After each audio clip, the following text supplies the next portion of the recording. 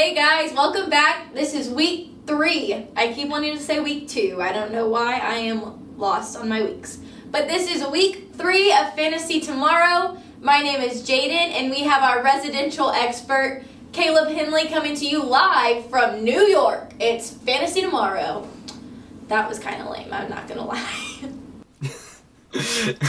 It's not that bad. I mean, they've gotten away with doing that for like 40 or 50 years. I think we can do it just once. Yeah, I guess so. Okay, Caleb, so what are we talking about this video?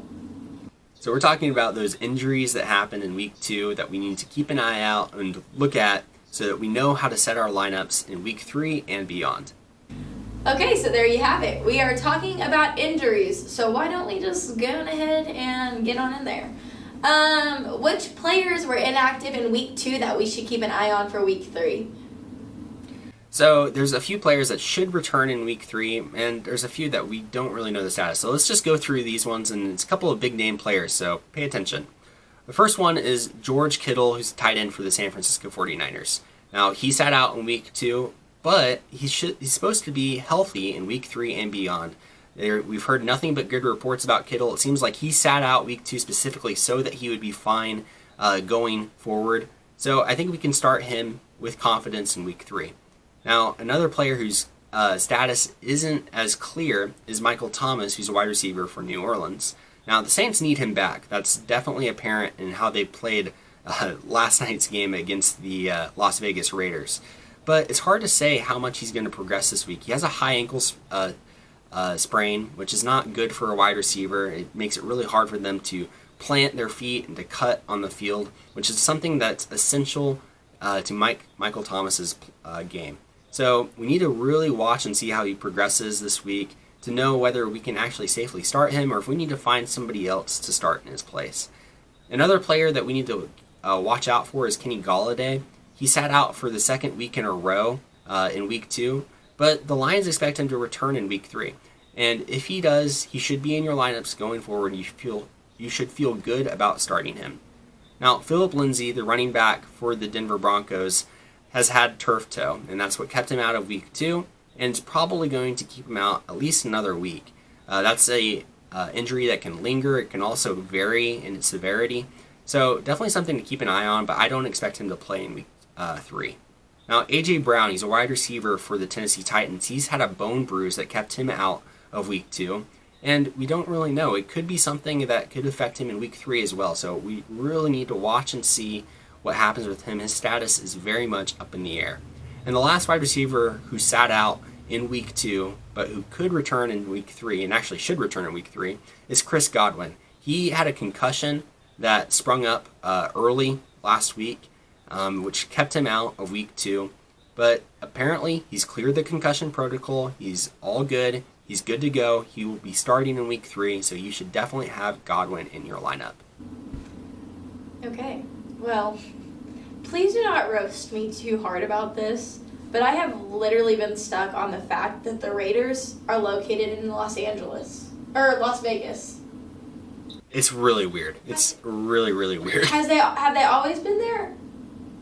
No, they just switched this season, so this is their first season there. Okay, because I was sitting there and I just kept trying to break my brain, and I was like, the Las Vegas Raiders. I was like, that does not sound right to me. And I mean, I know it isn't. Okay, I was like, I know that I'm not deep into the world of fantasy football, or I guess football in general, but I was like, I just know that does not sound right. But okay.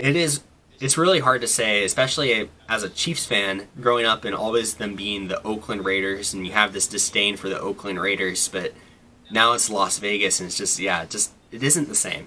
Okay, that makes me feel so much better, because I was really thinking, I was like, oh my gosh, I'm like, am I that far out of the loop? Because I'm like, I watch football enough, but I'm like, okay, this is crazy. Okay, well, now that we have that figured out, in case you all did not know, the Raiders are now located in Las Vegas. I would hope you guys would know that, though. It's kind of sad I didn't, apparently, and this is the kind of show that I do. So, okay, going past that, Which players got hurt in week 2 that we should keep a careful eye on?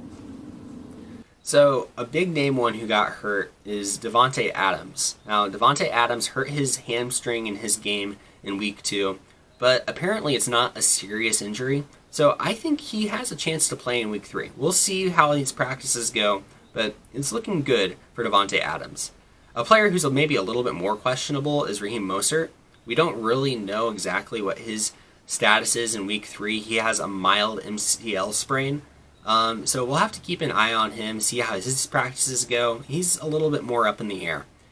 His teammate, Jimmy Garoppolo, the quarterback, now he suffered a high ankle sprain and is very questionable for week 3. We do not know what's going to happen. And if we do end up getting more information, it's probably not going to be until very close to game time on Sunday. So definitely need to keep an eye on Jimmy G, see what he's going to do. Not that I think that you're probably starting him anyways, unless it's a deep league or a league where you play 2 quarterbacks.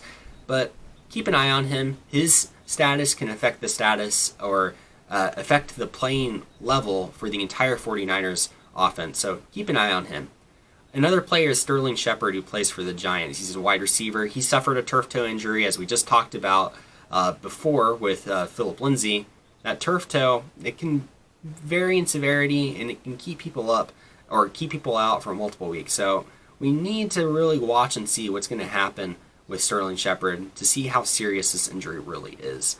And the last one I'll mention is Cam Akers, who hurt his ribs early in week 2.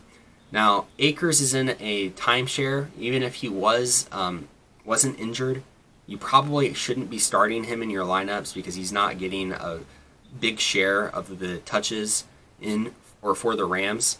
But now that he's hurt, it even hurts his value even more. We hope that all these players, of course, get better soon. But for fantasy purposes, I would keep Akers on my bench, or you could probably even get away with dropping him at this point if you need to. Okay. Well, in case you guys are wondering, because last week I did not know what a turf toe was, and I asked Caleb, and he could not give me a very good answer. I did some digging and some research, and the technical medical definition of a turf toe is a sprain of your big toe phalanges. So I guess Which it would does just not be sound good. phalange. Yeah. Sounds terrible. I read that and I was like, okay, it hurts literally just stubbing your toe or like stepping on something, so I can imagine if you sprain your big toe that you put all your weight on. No, thank you. No thanks. But yeah, in case you guys were wondering as much as I was wondering enough that I literally looked it up. And it can make your toe literally swell like this big. They had pictures of like swollen feet, which I guess it could have not been turf toe. But there were some big toes on there. Which players? Sorry, I'm picturing the toes in my head now, which is kind of weird, but it's taking over my thoughts. What are some players that got hurt in week 2 that are going to be out for a while? So there were definitely some very significant injuries in week 2, unfortunately. Some that probably really hurt your fantasy lineup, but of course they're really terrible for these players. We'll start with Christian McCaffrey. We all know him. He's probably the number 1 pick in your draft. Now, he's going to miss multiple weeks due to a high ankle sprain, and he's going to try to bounce back as quickly as possible. He wants to work really hard to be back, but he's going to miss at least a few weeks. So definitely something that we need to keep an eye on with McCaffrey. Hopefully he recovers quickly. He can be back out on the field helping your fantasy team. Now, an even worse injury than that was Saquon Barkley. He tore his ACL, which means he's done for the season. So, obviously, if you drafted Barkley with potentially even the number 2 or number 3 pick, this is terrible news for your team, but it's really terrible news for Barkley, who's just one of the stars of the league. We hope him to have a really speedy recovery so he can be back and hopefully have a better season next year. Another player who tore their ACL is Courtland Sutton, wide receiver for the Denver Broncos. So bad news for Sutton, and you should look to replace him if he's on your team. He's going to be not going to have any value for the rest of this year. Now, Paris Campbell, he's in a really bad situation. Now, he didn't tear his ACL, but he did injure his PCL. So he's sidelined indefinitely. So we don't know when he's going to come back or even if he will come back this year. He's someone that I was really high on and a lot of fantasy analysts were really high on going into this week 2, but he hurt himself early in the game, and now he might be done for the year. So really sad for Campbell, and really sad for all these players. But a couple of others that aren't quite as bad, but still, of course, injuries, they're terrible. Tevin Coleman, running back for the 49ers, he hurt his knee and is going to be out for multiple weeks. Now, he's someone that you should actually feel okay with dropping if you need to at this point. He wasn't probably doing anything too productive for your fantasy team to begin with, but now you can feel comfortable dropping him now that he's hurt. And also Drew Lock. It's likely that you weren't starting Drew Lock in your league. Maybe you were streaming him, or maybe you're in a deep or 2 quarterback league and he had some value, but Drew Lock, he injured his throwing shoulder. He's going to be out for multiple weeks. It's going to take him a while to get back from that because it's this throwing shoulder. Of course, that is going to affect his play. So he's someone else that you can drop and try to pick up a different quarterback streamer. Yeah, it sounds like it was a pretty bad week for a lot of teams. Because, I mean, right there you have 2 Broncos, and then we were talking about the 49ers in our last video, and the Giants. So it's just not good. Yeah, it stinks. It's one of those terrible things about specifically this season where these players, they didn't get to participate in preseason games and their training camps were all weird and different. They probably just weren't quite where they needed to be physically for football. And yeah, hopefully this is something that we don't ever have to experience again going into a football season. But yeah, it's tough for these players. It really stinks. Yeah. Well, guys, that is our injury report for week 2 going into week 3. If you want to find out who Caleb thinks that you should start and sit and who some good flex options are, and maybe even some matchups that he is looking forward to and not looking forward to, go on ahead and click over to our next video. As always, thank you, Caleb, for your wonderful knowledge and information that I would never know otherwise if you didn't tell me. My name is Jaden, and I'm Caleb. And this is Fantasy Tomorrow, giving you the information today to learn tomorrow. Not to learn tomorrow. Giving you the information to learn today and win tomorrow. I will get our slogan eventually, everyone. Until next time, bye.